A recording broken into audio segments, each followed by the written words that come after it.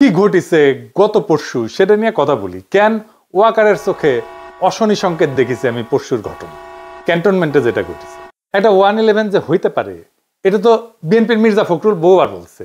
এই যে দেখেন পত্রিকাত বাড়িয়েছে 111 তো কুই ছিল নাকি, তো নিজের দলের নেতা 111 এর কথা কয় আর আর্মি কুয়ের সম্ভাবনার কথা কইলে বিএনপির লোকেরা হাসাহাসি করে, মানে কই যায়। তা আমি এটা নিয়ে একটা লাইভ করি, কই যে এটা কুয়ের একটা প্রচেষ্টা হইতে পারে। আর রাস্তায় নেমে আসতে বলি ছাত্রদেরকে, যদি রাস্তায় এপিসি নামায় যাইবার কিছুক্ষণের মধ্যে আমরা জানানো হয় যে সোর্সেই হোক যে এটা একটা রুটিন এক্সারসাইজ, এবং আমি সাথে সাথে ব্যাখ্যা করে পোস্ট দিচ্ছি এই যে এইটা। তারপরে তো শুরু হইলো ট্রল, এক একজন এক এক কথা কয়। ইন্টারেস্টিং হইতেছে, যেমন কেউ কেউ কইতেছে আমারটাকে লোক আসে নাই, যদিও আমি ব্যাখ্যা করে দিছি যে এটা আর্মি থেকে জানানো হয়েছে যে এটা রুটিন, এটা এক্সারসাইজ, রোটেশন হইতেছে। তো কয় যে আমারটাকে লোক আসে নাই, তো ভালো কথা। আবার একই লোক আমারে কয় যে আমি মব স্টার, তা আমার কথায় যদি লোক না আসে তাহলে আমি মব কেমনে তৈরি করি, আর আমি যদি মবই তৈরি করি তাহলে আমারটাকে লোক আসবে না, এটা কেমনে হয়? হ্যাঁ, আমারটাকে লোক আসে নাকি আসে না সেটা তো প্রমাণ হবে রাজনৈতিক লড়াইয়ের মাঠে। আমি তো রাজনৈতিক দল করি না, আমার কোনো দল নাই। যাদের দল আছে তাদের ডাকে কেমন লোক আসে ওটা আমরা দেখেছি, ওই অ্যাডম আমরা দেখেছি গত 17 বছর। খালেদা জিয়ার বাড়ির সামনে বালু ট্রাক সরানোর লোক পাওয়া যায় নাই। হ্যাঁ, আর এখন হ্যাডমের একেবারে হারকিউলিস হয়ে গেছে।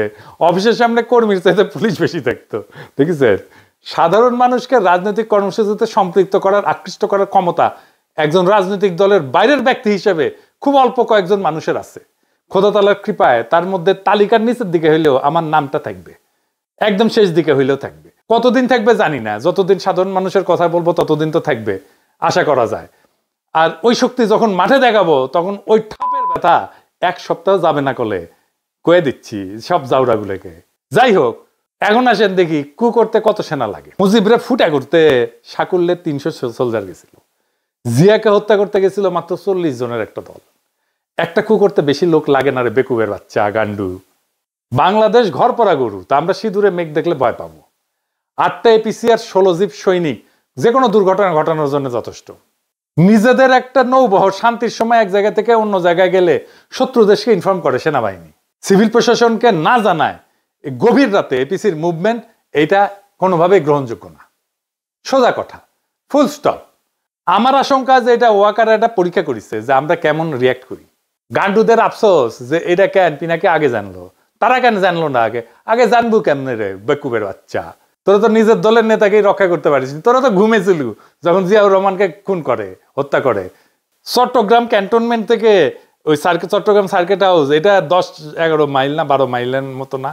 এই 12 মাইল আসলো একটা গ্রুপ সন্দেহজনক ইয়েতে, কেউ খেয়াল করলো না। এই তো হইতেছে ইন্টেলিজেন্স। তো ঘুমেছিল কে তোরা? তো তো জায়গায় থাকলে কবার পারলুনি যে আমরা যাচ্ছি বাঁচানোর জন্য, যাচ্ছি আমাদের প্রেসিডেন্টকে? পারিস নাই তো। সজাগ থাকলে তো করবো, তো ঘুমাস তো, নাক ডেকে ঘুমাস, তা ঘুমানোর সময় আবার নাকও ডাকে তোকে। কেউ কইতেছে, আমি আরো কেন কনফার্ম হইলাম না, আর আমার কাছে তো রিয়েল টাইম তথ্য আছে সিভিল প্রশাসনের শীর্ষ পর্যায় থেকে। 46 ব্রিগেডের ব্রিগেড কমান্ডার মফিজুলের ফোনে 1000টা ফোন করা হয়েছে নানা মানুষকে দিয়া, আর মফিজ মিয়া ফোন ধরে না। তো আপনার কি মনে হয় যে সে ঘুমাইতেছিল? মোটেই না, ইচ্ছা করে ফোন ধরে না। এই সময় কি করা যায়, কি করা উচিত? চুপ করে বসে থাকা, কনফার্ম করা, আর কি করে ফেলবো? এই প্রসঙ্গে কর্নেল মুস্তাফিজের বক্তব্য শুনি। পিনাকি তাকে দেখছেন না একটা লাইভ করতে যে 46 ব্রিগেডে একটা মুভমেন্ট হয়েছে। হ্যাঁ, this is a routine movement, but এটা প্ল্যান করে এখন নিয়ে আসা হয়েছে। কাদেরকে থামানোর জন্য? যে ছেলেগুলা রাস্তা নামছিল বলার জন্য যে এই যারা গুম খুনের সাথে জড়িত তাদেরকে পুলিশের কাছে হ্যান্ড ওভার করে দিতে হবে, তাদেরকে যেন জেনারেল ওয়াকার বাঁচাইতে না পারে। এটা কভার করার জন্য একটা চিকন বুদ্ধি করছে। মানে আমি এটা কেমনে জানলাম? আমি তো সবসময় এটা নিয়ে অনেকে ফান করে, যারা ওয়াকারের পালিত কিছু কুকুর আছে, কিছু হইলেই আইসা যুক্তিতর্ক বাইর হয়ে যায় আর কি, যেখানে সেখানে আমি লাইভ করি। ওই কুকুরগুলা তখন এই সুযোগটা নিছে আর কি, কুকুরগুলা দিয়া স্প্রেড করা যে সাপও মারলো লাঠি মানে ভাঙলো না কি, যে এই এপিসি মুভমেন্টটা ইচ্ছা করে এই টাইমে করা হয়েছে যেন এটা একটা থ্রেট হয়। সবাই যে গরম হয়েছে, আমি জাস্ট ভারমন্টের দিকে আইসা আলবেনিতে লাঞ্চ করার জন্য রেস্টুরেন্টে উঠছি, সাথে সাথে 4-5 জন আমাকে ফোন করছে যে এই হইতেছে, হোয়াট ইজ দ্য নিউজ। আমি কয়েকজনের কাছে নিউজ দিলাম, তাদেরও কোনো রেসপন্স পেলাম না। অবশ্য মনে হলো এরকম একটা হলে তো আমার 1-to-1 জানার কথা, হ্যাঁ গ্যারান্টি। এই যে 46 ব্রিগেডের যে মুভমেন্ট হচ্ছে বিপ্লবীদের কাছে চলে গেছে, এটি হচ্ছে মেইন জিনিস। এটা থেকে শিক্ষা গ্রহণ করতে হবে আমাদের জেনারেল ওয়াকারুজ্জামান, যে আপনি ইচ্ছা করলে কিছু একটা করলে পার পাবেন না, এটা ভালো মতোই জানেন। বিএনপির গান্ডুগুলারে কই শহীদ প্রেসিডেন্ট জিয়াউর রহমান ডিফ্যাক্টো এবং ডি জুরো মিলায় ক্ষমতায় ছিলেন 5 বছর 6 মাস 23 দিন। কয়া দিলাম লিগে রাখেন। এর মধ্যে কু হয়েছে কয়টা জানেন? 19টা। শেষবার কু করছিল 24 ইনফ্যান্ট্রি ডিভিশনের জিওসি মেজর জেনারেল মঞ্জুর, যিনি একসময় জিয়ার অত্যন্ত ঘনিষ্ঠ মিত্র ছিলেন। সেইবার আর উনি সার্ভাইভ করতে পারেন নাই। কয়েক মাস পর পর একটা করে কু হইতো।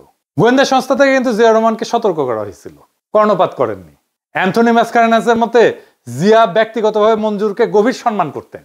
চট্টগ্রাম ক্যান্টনমেন্টের সৈনিকদের অস্বাভাবিক মুভমেন্টের কথা জিয়াকে জানানো হয়েছিল, কিন্তু উনি গুরুত্ব দেন নাই। সম্ভবত আগের কুগুলা কাউন্টার করতে পেরে কনফিডেন্স বেড়ে গেছিল ওনার। পরের ইতিহাস তো আমাদের জানা। এরশাদের সময়ও কমপক্ষে 7টা কু হয়। রওনক জাহানের এই বই বাংলাদেশ প্রমিস অ্যান্ড পারফরমেন্স, এইটাতে 7টা কুয়ের কথা বলা আছে। 11তে তো আবার কু হয়। বিএনপি সরকারের ইয়াজউদ্দিনের ক্ষমতা কেড়ে নেওয়া হয়, সে তত্ত্বাবধায়ক সরকারের প্রধান ছিল। যেই দলের প্রতিষ্ঠাতা প্রধান আর্মি চিফ হয়ে জীবন হারাইলেন, নিজেদের অসংখ্য কর্মী 15 বছর জীবন দিলেন, তারা কুনিয়া সতর্কনা থেকে গুজব বইলা উড়াই দিয়া খুব রাজনৈতিক প্রজ্ঞা দেখাইতেছে, যেন বা তাদের কোনোদিন কিছু হয় নাই। বিএনপি কুয়ের ফলে শুধু প্রতিষ্ঠাতার জীবনই হারায় নাই, 2-3 বার ক্ষমতা হারাইছে। প্রেসিডেন্ট সাত্তার নির্বাচিত সরকার ছিল, তারে কু করে কে হটাইছে? এরশাদ হটাইছে। তোরে বিএনপি সরকার কুয়ের মাধ্যমে তো হটাইছে। আব্দুর রহমান বিশ্বাসের সময় কু করার চেষ্টা করছিল জেনারেল নাসিম 2007 সালে। জেনারেল নাসিমকে তো ভালোবেসে বিএনপি তারে আর্মি চিফ বানাইছিল।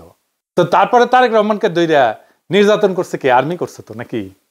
এই আর্মিরাই তো ম্যাডামকে মনিলরের বাড়ি থেকে বের করে ওই বাড়ি মাটির সাথে মিশিয়ে দিছে। 111-এর কু করে বিএনপির প্রেসিডেন্ট ইয়াজউদ্দিনকে হটাইলো না তত্ত্বাবধায়ক সরকারের প্রধানের পদ থেকে।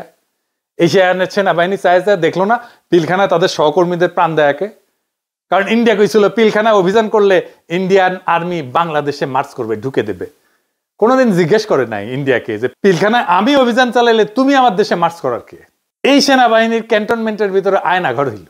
এই সেনাবাহিনী 2024-এর জুলাই আগস্টে গুলি চালাইলো, ছাত্র জনতা মারলো, আশ্রয় দিল আওয়ামী লীগ আর পুলিশের দুর্বৃত্তদের, পালাই যাইতে দিল নিজের বাহিনীর দুর্বৃত্ত জেনারেলদের, এমনকি আওয়ামী লীগের নেতাদেরকেও। এরপরে এদের শিক্ষা হয় না। কি প্রগাঢ় বিশ্বাস এদের এই জেনারেলদের প্রতি। আর একটা জিনিস বিএনপির গান্ডু ছাপড়ি বুদ্ধিজীবীদের জানাই দিই, ওরা জানে না কি সেটা। আসেন এটা দেখি। বিএনপি সরকারও তো ভারত 2007 সালে জানুয়ারি না, তার 2.5 বছর আগে 2004 সালে সেপ্টেম্বরে কু করে ফেলাই দিয়ে হাসিনাকে ক্ষমতা বসে তো আজীবনের জন্য। এর জন্যই তখন বাংলাদেশে একের পর এক রহস্যজনক জঙ্গি হামলা হওয়া শুরু করে 2004 সাল থেকে। এরপরে রহস্যজনক ভাবে 21শে আগস্ট গ্রেনেড হামলা হওয়ার পর বাংলাদেশ সেনাবাহিনীর প্রাক্তন সেনাপ্রধান এবং আওয়ামী লীগের 1996-2001 সালে সাবেক জ্বালানি মন্ত্রী নুরুদ্দিন খান সেপ্টেম্বর মাসে আমেরিকান রাষ্ট্রদূত হ্যারি কে টমাসের সাথে দেখা করে আমেরিকান সরকারের গ্রিন লাইট চায় কু করার জন্য। কু করার জন্য। এবং এই জন্য সে সেনাবাহিনীর বিভিন্ন কর্মকর্তার সাথে কথা বলে রাখছিল। আমেরিকান রাষ্ট্রদূত এরপর তৎকালীন বিএনপি স্থায়ী কমিটির সদস্য লেফটেন্যান্ট জেনারেল অবসরপ্রাপ্ত মাহবুর রহমানের সাথে দেখা করে এবং এই বিষয়টা জানায়। বিস্ময়করভাবে মাহবুর রহমান এই ব্যাপারে খুব বিস্ময় প্রকাশ না কইরা রাষ্ট্রদূতকে উত্তর দেয় যে আমেরিকা যদি গ্রিন সিগন্যাল দেয় তাহলে অবশ্যই কু হবে। হ্যাঁ, বিএনপির নেতা সে বলতেছে কু হবে। তিনি তার নিজের দলের প্রধানমন্ত্রী খালেদা জিয়াকে সেই মিটিং এ তুচ্ছতাচ্ছিল্য করে কথা বলে। এই হচ্ছে বিএনপির নিজেদের ভিতরের ঐক্য। আর এবার যদি কইতো তাহলে বিরানি আমলম, কচু খেতি, ওয়াকারের পথবালক কেউ আগায় আসতো না। উল্টা এরা জেনারেল মাহবুবের মতো বিএনপিকে গালিগালাজ করত। সেই সময় তখন আমেরিকান সরকার কনভিন্স হয় নাই যে বাংলাদেশে ইসলামী জঙ্গির উত্থান ঘটছে। সেই জন্য হ্যারি কে টমাস কু করতে গ্রিন লাইট দিতে অস্বীকার করে। এইটা কেমনে জানলাম আমি? সে হ্যারি কে টমাস এই ঘটনার বিস্তারিত বিবরণ 2004 সালের 16 সেপ্টেম্বর তার নিজের বস আমেরিকার পররাষ্ট্রমন্ত্রীর কাছে একটা সিক্রেট কেবল টেলিগ্রাম করে পাঠায়। সিক্রেট টেলিগ্রাম আমি কেমনে পেলাম? এটা উইকিলিক্স করে দিছে। এই টেলিগ্রামটা উইকিলিক্সের অন্য সব দলিলের সাথে প্রকাশ করা হয়েছিল। এরপরের ইতিহাস তো সবার জানা। 2005 সালে বাংলাদেশে হঠাৎ করে অনেক রহস্যজনক জঙ্গি হামলা হওয়া শুরু করলো। এর সাথে 63 জেলাতে একসাথে বোমার বিস্ফোরণ ঘটলো। ইন্ডিয়া, প্রথম আলো, দিল্লি স্টার এই সময় ক্রমাগত আমেরিকার কান ভারী করতে থাকলো যে বাংলাদেশে জঙ্গি হামলার, হিন্দু নির্যাতনের বানোয়াট খবর দিয়া। এইসব রেকর্ডে উইকিলিক্স আছে। অবশেষে আমেরিকা কনভিন্স হয়, 2007 সালে কু করার গ্রিন লাইট পায় ভারতীয় মদতপুষ্ট কুলাঙ্গার মইনু 1/11 ঘটায় এবং ফখরুদ্দিনকে ক্ষমতায় বসায়। তারপরে ইতিহাস সবার জানা। তারপরে বিএনপি শিক্ষা হয় নাই। এখনো হাসিনা রেখে যাওয়া উচ্ছিষ্ট সেনাবাহিনীর জেনারেলদের পাচাটে আর ইন্ডিয়ার কাছে গিয়া পেন নাম ঠুকে। বিএনপি যখন গোয়া মারা খায় তখন এর আবাল বুদ্ধিজীবীরা পালায়, এরাও পালাবে। বিএনপির বাকি নেতাকর্মীরা কাটতে কাটতে আবার আল্লাহর কাছে বিচার দেবে যে ইনকা কইরা আমরা হাসিনারে হটাইছি, কিন্তু সিভিল মিলিটারি ব্যুরোক্রেসিরে হটাইতে পারি নাই। এটাই জুলাইয়ের ব্যর্থতা। যারা হাসিনা শাসনে খুঁটি ছিল তাদের নিয়ে আমরা তেমন কিছুই করতে পারি নাই। খুবই অল্প আমলাদের বিরুদ্ধে মামলা হয়েছে, বেশিরভাগ পলাতক আমলাদের বিরুদ্ধে মামলা হয়েছে, অথচ তারা আতঙ্কে ছিল অক্টোবর পর্যন্ত 2024-এর।